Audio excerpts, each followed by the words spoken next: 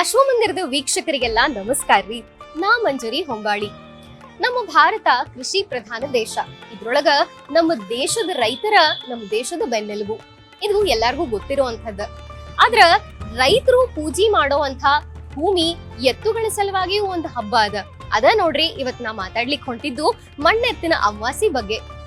ಮಣ್ಣೆತ್ತಿನ ಅಮಾವಾಸಿ ಅಂದ್ರ ರೈತರು ತಮಗೆ ಸಹಾಯ ಮಾಡುವಂತ ಎತ್ತುಗಳು ವರ್ಷ ಇಡೀ ಕೃಷಿ ಭೂಮಿ ಸಲುವಾಗಿ ಉಳುವಂತ ಸಹಾಯ ಮಾಡುವಂತ ಎತ್ತುಗಳ ಸಲುವಾಗಿ ರೈತರು ಈ ಹಬ್ಬ ಆಚರಣೆ ಮಾಡ್ತಾರ. ಅರ್ಥಾತ್ ಎತ್ತುಗಳಿಗೆ ಪೂಜೆ ಮಾಡಿ ಅವಕ್ಕ ಕೃತಜ್ಞತೆ ಸಲ್ಲಿಸುವಂತ ಹಬ್ಬನ ನಮ್ಮ ಮಣ್ಣೆತ್ತಿನ ಅಮಾವಾಸಿ. ಉತ್ತರ ಕರ್ನಾಟಕದಾಗ ಭಾಗದೊಳಗ ಈ ಹಬ್ಬನ ಬಹಳ ಜೋರಾಗಿ ಆಚರಣೆ ಮಾಡ್ತಾರ. ಜ್ಯೇಷ್ಠ ಮಾಸದ ಕೃಷ್ಣ ಪಕ್ಷದ ಅಮಾವಾಸಿ ಬರ್ತದಲ್ಲ, ಅದ ಮಣ್ಣೆತ್ತಿನ ಅಮಾವಾಸಿ. ಅವಾಗ ರೈತರಷ್ಟೇ ಅಲ್ಲ, ಆ ಭಾಗದೊಳಗ ಪ್ರತಿ ಮನಿ ಒಳಗೂ ಮಣ್ಣಿನ ಎತ್ತುಗಳನ್ನ ತಂದು ಅಥವಾ ಮಣ್ಣಿನಿಂದ ಎತ್ತುಗಳನ್ನ ತಯಾರು ಮಾಡಿ ದೇವರ ಮನಿಗೊಳಗೆ ಇಟ್ಟು ಪೂಜೆ ಮಾಡೋದು ವಾಡಿಕೆಯೊಳಗ ಬಂದಿದೆ. ಈ ಹಬ್ಬದ ಕಾಲ ಎಷ್ಟು ಚಂದ ನೋಡ್ರಿ.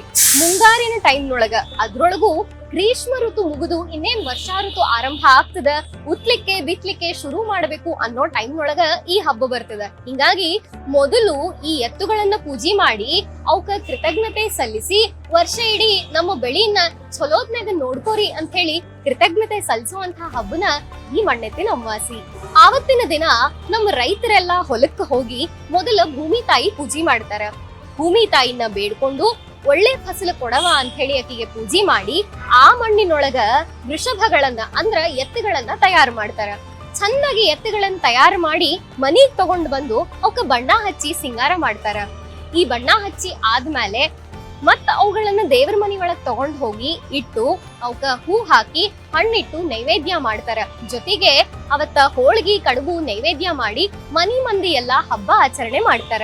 ನಾವ್ ಹೆಂಗ ಗಣಪತಿ ಹಬ್ಬ ಮತ್ತ ನಾಗರ ಚೌತಿ ದಿನ ಮಣ್ಣಿನಿಂದ ಮಾಡಿದಂತ ಗಣಪತಿನ ಮತ್ತ ಮಣ್ಣಿನಿಂದ ಮಾಡಿದಂತ ನಾಗಪ್ಪಗಳನ್ನ ಇಟ್ಟು ಪೂಜೆ ಮಾಡ್ತೀವಲ್ಲ, ಹಂಗ ಮಣ್ಣೆತ್ತಿನ ಅಮಾವಾಸಿ ದಿನ ಕೂಡ ಶಿವನ ವಾಹನವಾದ ನಂದಿ, ಬಸವ ಅಥವಾ ಇನ್ನು ನಾವು ಅನೇಕ ಹೆಸರುಗಳಿಂದ ಕರಿತೀವಲ್ಲ, ಈ ಎತ್ತುಗಳನ್ನ ಕೇವಲ ರೈತರಷ್ಟೇ ಅಲ್ಲ, ಆ ಭಾಗದ ಪ್ರತಿ ಮನೆಗಳಿಗೂ ಮಣ್ಣೆತ್ತುಗಳನ್ನ ಇಟ್ಟು ಪೂಜೆ ಮಾಡೋದು ಸಂಪ್ರದಾಯದಿಂದ ಬಂದದ.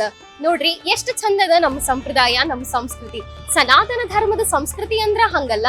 ನಾವು ಯಾವ್ಯಾವ ನಮಗ ಸಹಕಾರ ಕೊಡ್ತಾವೋ, ವರ್ಷ ಇಡೀ ಸಹಾಯ ಮಾಡ್ತಾವೋ ಅವಕ್ಕೆಲ್ಲಾ ಕೃತಜ್ಞತೆ ಸಲ್ಲಿಸೋದು ನಮ್ಮ ಸನಾತನ ಭಾರತದ ಸಂಸ್ಕೃತಿಯೂ ಹೌದು, ನಮಗ ಹಿರಿಯರು ಹೇಳಿಕೊಟ್ಟಂತ ಪದ್ಧತಿಯೂ ಹೌದು. ಇಂಥ ಕೃಷಿ ಪ್ರಧಾನ ದೇಶದೊಳಗ ಕೃಷಿಯ ಜೀವನಾಡಿ ಆದಂತಹ ಎತ್ತುಗಳನ್ನ ಪೂಜೆ ಮಾಡಿ ಅವುಗಳಿಗೆ ಸಿಹಿ ಉಣಿಸಿ, ಜೊತೆಗೆ ನಮ್ ಹಂಗ ನೀವು ಅಂತ ಹೇಳಿ ಕುಟುಂಬದ ಸದಸ್ಯರ ಗತೆನ ನೋಡ್ಕೊಳ್ಳೋದು ನಮ್ಮ ಸನಾತನ ಭಾರತದ ಸಂಸ್ಕೃತಿ. ನಮ್ಮ ರೈತರಂತೂ ಈ ಹಬ್ಬನ ಭಾರಿ ಜೋರಾಗಿ, ಭಾರಿ ವೈಭವದಿಂದ, ಬಹಳ ಸಡಗರದಿಂದ ಮಾಡ್ತಾರ. ಇಂಥ ಅನೇಕ ಹಬ್ಬಗಳು ಆಯಾ ಪ್ರಾಂತ್ಯಕ್ಕೆ ತಕ್ಕಂಗ, ಆಯಾ ಕಾಲಮಾನಕ್ಕೆ ತಕ್ಕಂಗ ನಮ್ಮ ಹಿರಿಯರು ನಮಗ್ ಹೇಳಿಕೊಟ್ಟಾರ.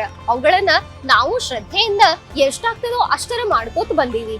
ರೈತರು ಮಾತ್ರ ಅಲ್ಲ, ನಾವ್ ಎಲ್ರೂ ಕೂಡ ಅನ್ನ ಉಣ್ಣೋ ಪ್ರತಿಯೊಬ್ರು ಕೂಡ ಅನ್ನ ಬೆಳಿಲಿಕ್ಕೆ ಸಹಾಯ ಮಾಡಿದ ಆ ಎತ್ತುಗಳಿಗೆ ಕೃತಜ್ಞತೆಯನ್ನ ಹೇಳಲೇಬೇಕು. ನಾವು ಮನಿ ಒಳಗ ಮಣ್ಣೆತ್ತು ತಂದು ಪೂಜೆ ಮಾಡ್ತೀವಿಲ್ಲೋ ಗೊತ್ತಿಲ್ಲ, ಆದ್ರ ಆ ಮಣ್ಣೆತ್ತಿನ ಅಮಾವಾಸಿ ದಿವಸ ಎತ್ತುಗಳನ್ನ ಅಂದ್ರ ಶಿವನ ವಾಹನ ಬಸವನನ್ನ, ನಂದಿಯನ್ನ ಮನಸ ಸ್ಮರಿಸೋ ಕೆಲ್ಸಾರ ಮಾಡ್ಬೇಕು. ಇದಾಗಿತ್ರಿ ಈ ಹೊತ್ತಿನ ವಿಶೇಷ. ನೋಡ್ತಾ ಇರ್ರಿ ಅಶ್ವಮಂದಿರ.